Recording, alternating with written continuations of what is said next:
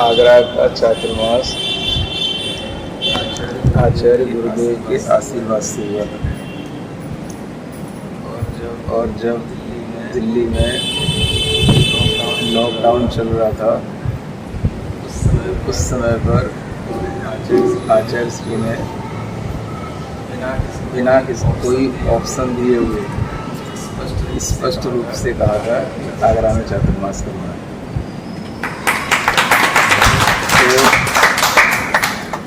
तो वह चातुर्मास के लिए जिस तरह से आचार्य श्री का आशीर्वाद सबके काम में आया और उसी आशीर्वाद के फल से जो ये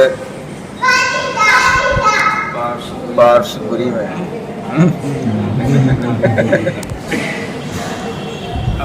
अब तो उसको पार्श्वपुरी कहते हैं, पारसपुरी है। तो वहाँ पर भगवान का बहुत कम समय में आना और प्रतिष्ठित होना और सभी भक्तों की भावना से जुड़ना, ये अपने आप में इसी का नाम अतिशय कहलाता है। लोग पूछते हैं कि अतिशय क्या कहलाता है, अतिशय क्षेत्र क्यों बनाए जाते हैं। कुछ लोग पूछते हैं जब पुराने क्षेत्र हैं तो नए अतिशय क्यों बनाए जाते हैं। तो मैं कहता हूँ कि अतिशय क्षेत्र बनाए नहीं जाते, अतिशय हमेशा भगवान की भक्ति से बन जाते हैं। और क्षेत्र जहाँ पर अपने आप लोगों की भावनाएं जुड़ती हैं, जहाँ पर लोग भगवान की भक्ति करने को उमड़ते हैं, उसी का नाम अपने आप में अतिशय क्षेत्र होता है। तो जब से वह पार्श्वनाथ भगवान की वहाँ प्रतिष्ठा हुई है, लोगों की भावनाएं बढ़ी हैं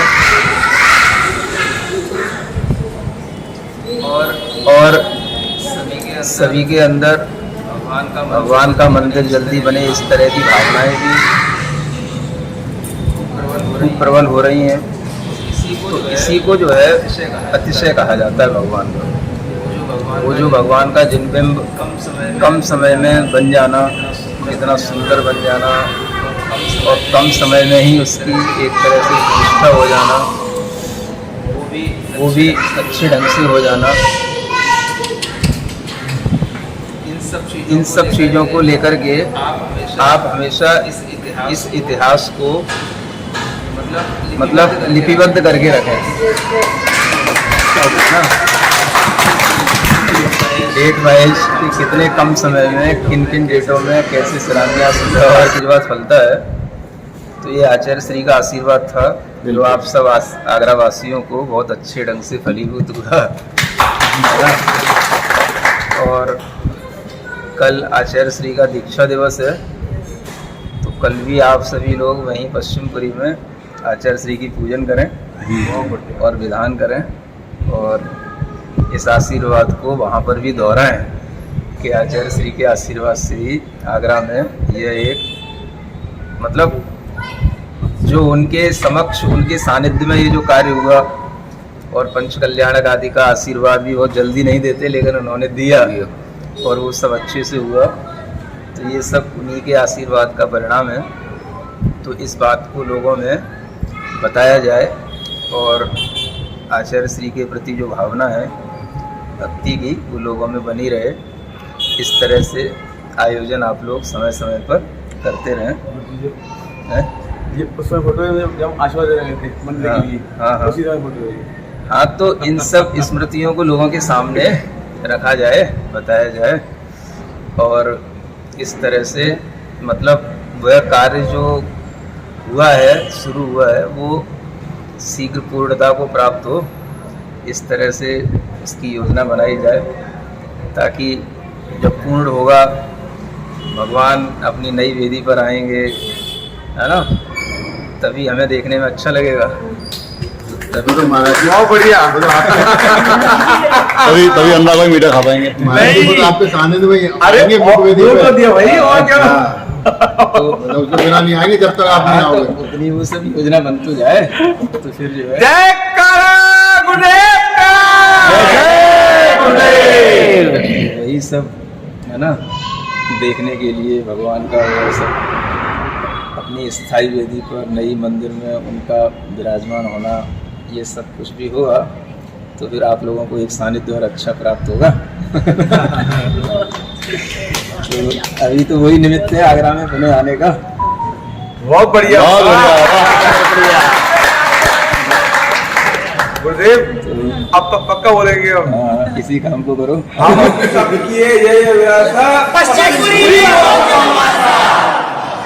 अभी दोबारा बोला पश्चिमपुरी नहीं पाशपुरी। गुरुदेव इतनी अच्छी बात नहीं है कि मंदिर नहीं बना, भगवान पहले, इसीलिए तो भगवान पहले संत निवास आ गया। नहीं मंदिर नहीं बना और भगवान पहले आके बैठे हुए अपने सामने बैठ के खुद का ऐसा बहुत कम जिनाला बन रहा है कि जिनाले बने बिना प्रतिष्ठा हो जाए, ये भी अपने आप में बड़ा इतिहास होता है।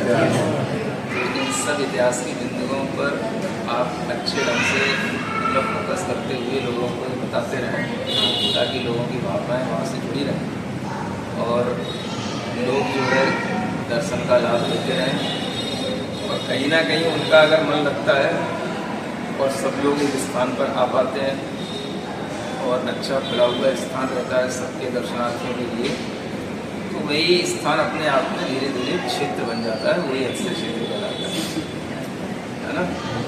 धीरे धीरे आपको उसी तरह का उसका डेवलपमेंट विषय क्षेत्र के रूप में बने और सभी को वहाँ पर दर्शन की लालसा, ठीक है।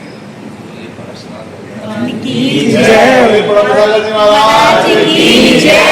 मुझे एक डिजिटली छोटी सी फिल्म बनाना चाहते हैं, जैसे जो आपने बताया ना उसी को हम एक डिजिटली दिखा के, जैसे चतुर्मास जहाँ भी चल रहे हैं हम अपने मंदिर का वहाँ बताना चाहते हैं, तो वो चीज़ हमें मिल सकती है ना उसकी, हम एक फिल्म के रूप में बनाना चाहते हैं उसको।